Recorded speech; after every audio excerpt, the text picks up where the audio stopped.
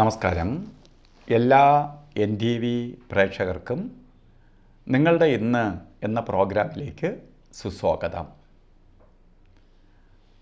2025 March മാസം 2-ാം തീയതി 1200-ാം ആണ്ട് കുംഭമാസം 18-ാം തീയതി ഞായറാഴ്ച.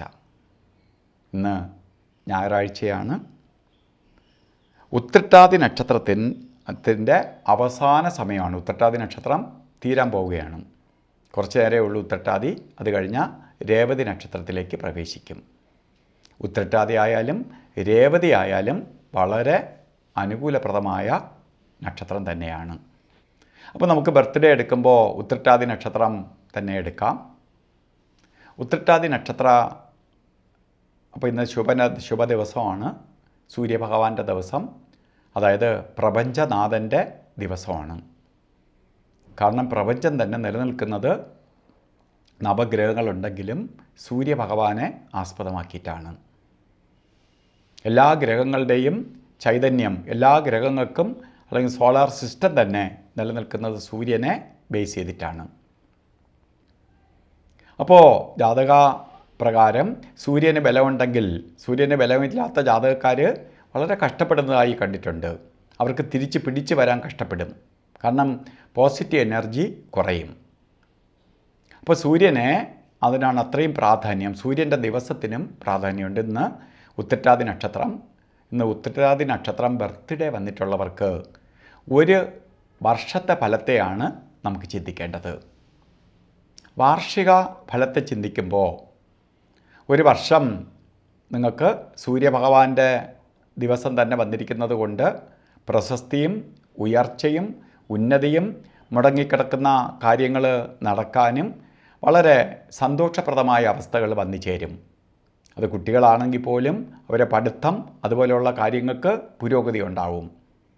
മുതിർന്നവരാണെങ്കിൽ അവർക്ക് ജോലിയിൽ പുരോഗതി ഉണ്ടാവും. ഏജ്ഡായ ആൾക്കാർക്കും ഈ ഒരു വർഷം കുറച്ച് ആത്മീയമായിട്ട് ഉണർവുണ്ടാവും.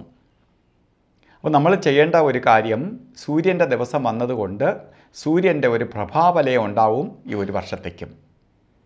അപ്പോൾ നമ്മൾ ആ സൂര്യനെ മാക്സിമം ആ ചൈതന്യം കുറയാതിരിക്കാൻ വേണ്ടി നമ്മൾ എന്ത് ചെയ്യണം? സൂര്യഭഗവാനെ പ്രാർത്ഥിക്കണം. എല്ലാ ദിവസവും രാവിലെ, ലോകത്തെവിടെയായാലും രാവിലെ എണീറ്റ് സൂര്യനെ നമസ്കരിക്കണം. നമസ്കരിക്കുക എന്ന് പറഞ്ഞാൽ എക്സസൈസ് ചെയ്യുന്നതല്ല. നമ്മളെല്ലാം സൂര്യ നമസ്കാരം എന്ന് കാണുമ്പോൾ അയ്യോ സൂര്യ നമസ്കരിക്കാൻ 10-13 യോഗാസനങ്ങൾ ചേരുന്ന ഒരു രീതിയാണ് സൂര്യ നമസ്കാരം. വളരെ എഫക്റ്റീവാണ്. ശരീരത്തിന് ഇത്രയും പവർഫുൾ ആയിട്ടുള്ള മറ്റൊന്നും വേണ്ട സൂര്യ നമസ്കാരം ചെയ്താൽ. അത് ചെയ്യുന്നത് നല്ലതാണ്. സൂര്യ നമസ്കരിക്കുക എന്ന് പറഞ്ഞാൽ കിഴക്കോട്ട് തിരിഞ്ഞു നിന്ന് സൂര്യഭഗവാനെ തൊഴുന്നതിനെയാണ് ഞാൻ സൂര്യ നമസ്കാരം എന്ന് പറഞ്ഞത്. എല്ലാ ദിവസവും ചെയ്യുക. അതുപോലെ തന്നെ നല്ല ദിവസമാണ് ഇന്നത്തെ ദിവസം. ഓരോ നല്ല ദിവസമാണ്, ഓരോ കാര്യത്തിന് ഇറങ്ങാൻ പറ്റുന്ന ദിവസമാണ്. കുടുംബസമേതം സന്തോഷത്തോടുകൂടി സമാധാനത്തോടുകൂടി ഇരിക്കാൻ പറ്റുന്ന ഒരു ദിവസമാണ്. അതുകൊണ്ട് ഓരോ കാര്യത്തിന് ഇറങ്ങുമ്പോഴും നമ്മൾ ഇന്ന് രാവുകാല സമയം നോക്കി, വൈകുന്നേരമൊക്കെയാണ് പുറത്ത് പോകുന്നതെങ്കിൽ രാവുകാല സമയം നോക്കി യാത്ര തിരിക്കുന്നത് നന്നായിരിക്കും. രാവുകാലം കലണ്ടറിൽ രേഖപ്പെടുത്തിയിട്ടുള്ളത് 4:30 മണി മുതൽ 6 മണി വരെ എന്നാണ്. പക്ഷേ രാവുകാലം ആരംഭിക്കുന്നത് 5:03 തൊട്ടേ രാവുകാലം തുടങ്ങുകയുള്ളൂ. 6:32 വരെ രാവുകാലമുണ്ട്. അപ്പോൾ രാവുകാലം നമ്മൾ നോക്കി കലണ്ടറിൽ കണ്ടിട്ട് ഇറങ്ങുകയാണെങ്കിൽ നമ്മൾ ചെയ്യുന്ന ഓരോന്നും രാവുകാലത്തിനായിരിക്കും യാത്ര തിരിക്കുന്നത്. അതുകൊണ്ടാണ് രാവുകാലത്തിന് പ്രാധാന്യം കൊടുക്കാൻ പറയണേ. അതുപോലെ ഇന്നത്തെ ദിവസം ഒരു ശുഭകാര്യങ്ങളും ചെയ്തു കൂടാൻ പാടില്ലാത്ത 2 സമയങ്ങളുണ്ട്. ഗുളികകാല സമയവും യമകണ്ഠ കാലസമയവും. അതിലൊന്നും ഗുളികകാല സമയം വരുന്നത്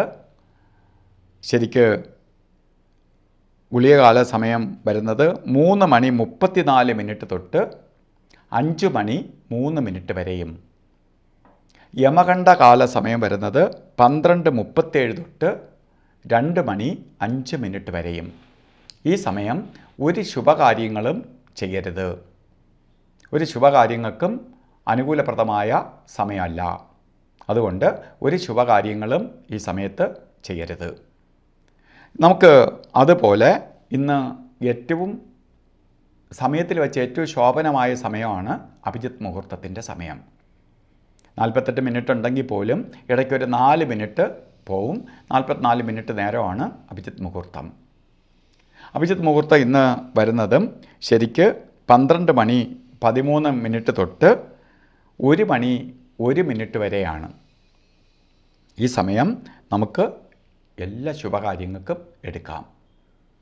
ഇന്ന് നമ്മൾ ഓരോ കാര്യത്തിന് ഇറങ്ങുമ്പോൾ വസ്ത്രധാരണത്തിന് ശ്രദ്ധിക്കണം. കാരണം പ്രപഞ്ചത്തിൽ ആ ഗ്രഹത്തിൻ്റെ സ്വാധീനമുള്ള ദിവസമാണ്. അപ്പോൾ ആ ഗ്രഹത്തിന് അനുകൂലമായി ഒന്ന് നമ്മൾ സഞ്ചരിക്കണം. നമുക്ക് ആ ഗ്രഹത്തിൻ്റെ നമ്മൾ എല്ലാ ദിവസവും നോക്കുമ്പോഴും പ്രപഞ്ചത്തിൻ്റെ കളർ ഒരുപോലെ തന്നെ കാണും. കാരണം നമ്മളെ കണ്ണിൽ എന്നും അത് സ്ഥിരമായിട്ട് എന്നും നമ്മൾ അറിവായ സമയം തൊട്ട് കാണുന്ന കളറാണ്. പക്ഷേ ഇപ്പോൾ സൂര്യപ്രകാശം ഉണ്ടെങ്കിൽ വെട്ടം കൂടുതലായിട്ടും ഇരുട്ടാണെങ്കിൽ ഇരുട്ടായിട്ടും കാണുമെന്നുള്ളതിലുപരി നമുക്ക് മറ്റൊന്നും കാണാൻ പറ്റത്തില്ല. പക്ഷേ അന്ന് പ്രപഞ്ചത്തിന് ഒരു പ്രത്യേക കളറുണ്ട്, സൂര്യൻ്റെ കളറ്. സൂര്യൻ്റെ രശ്മികൾ എന്ന് പറയുമ്പോൾ എല്ലാ കളറും സൂര്യനുണ്ട് എങ്കിൽ പോലും റോസ് കളറ് അല്ലെങ്കിൽ ചുവപ്പ് മിക്സായിട്ടുള്ള കളറ്, താമരപ്പൂവിൻ്റെ കളറ്, അതുപോലെ ചൂടുകല്ലിൻ്റെ കളറൊക്കെ ഭഗവാന്റെ കിരണങ്ങൾ നമ്മളിലേക്ക് ആഗിരണം ചെയ്യാൻ സഹായിക്കുന്ന കളറാണ്. അപ്പോൾ ഇന്ന് ഓരോ കാര്യത്തിന് ഇറങ്ങുമ്പോൾ ഇത്തരത്തിലുള്ള വസ്ത്രവും കൂടി ഇറങ്ങുമ്പോഴേ മാത്രമല്ല വീട്ടിൽ നിൽക്കുമ്പോഴും നമ്മൾ ധരിച്ചുകൊണ്ട് നിൽക്കുന്നത് കുറച്ചുകൂടി നമുക്ക് ഉന്മേഷവും ഉണർവും ഓരോ കാര്യങ്ങൾ സമയബന്ധിതമായി ചെയ്തു തീർക്കാനും ഒക്കെ കഴിയും.